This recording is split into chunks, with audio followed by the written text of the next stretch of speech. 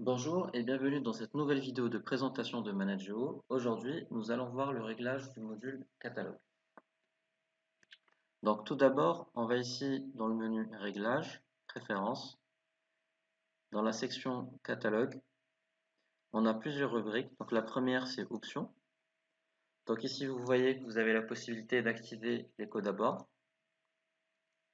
Vous avez la possibilité aussi d'activer les images. Donc là, si vous vendez des articles et que vous souhaitez que les photos de vos articles soient présents sur vos devis factures, vous pouvez activer cette option-là tout en indiquant quelle est la largeur et la hauteur de vos images par défaut.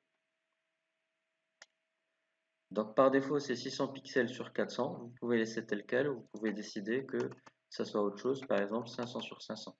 Donc là, si je mets 500 sur 500, toutes mes images seront redimensionnées à cette taille-là.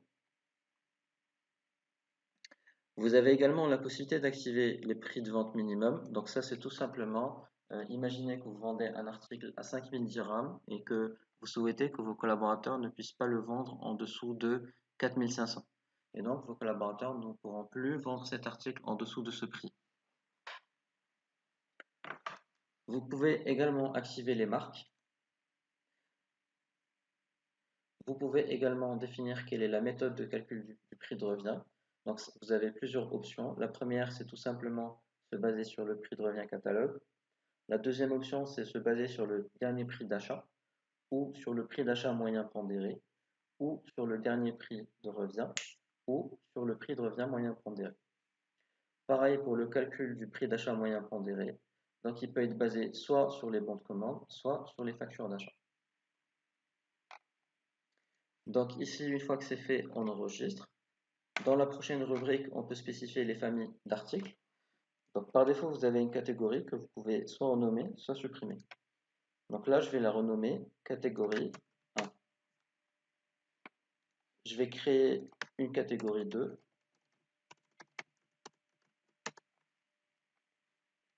et je vais créer une catégorie 3 qui est une sous-catégorie de la catégorie 2. Donc vous voyez que vous pouvez avoir deux niveaux de famille, des familles et des sous-familles d'articles. Ensuite, vous avez la possibilité de créer différentes marques. Donc on peut gérer plusieurs marques. Donc je vais mettre Nike, Adidas et Vans. Très bien. Alors ensuite, nous avons les unités. Donc ça, c'est tout simplement les unités de mesure qui vont apparaître sur vos devis, vos factures, donc avec lesquelles vous gérez vos articles. Il y en a un certain nombre par défaut. Donc imaginez que vous ne gérez pas ça, vous pouvez supprimer l'année, le gramme. Donc, nous, on suppose qu'on va vendre uniquement à l'unité. Vous pouvez laisser celles que vous pouvez probablement utiliser, ou vous pouvez carrément les laisser. Ça ne dérange rien qu'elles soient inutilisées sur votre compte.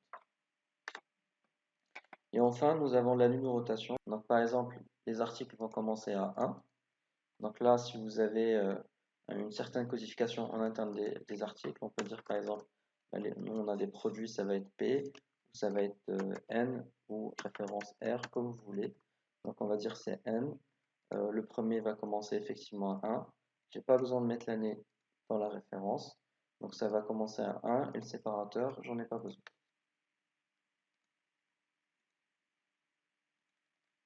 Donc là, ça veut dire que mon prochain article va être N001. Par la suite, ça va être N002, etc. Donc voilà tout pour aujourd'hui. Dans la prochaine vidéo, on verra le réglage du module gestion commerciale.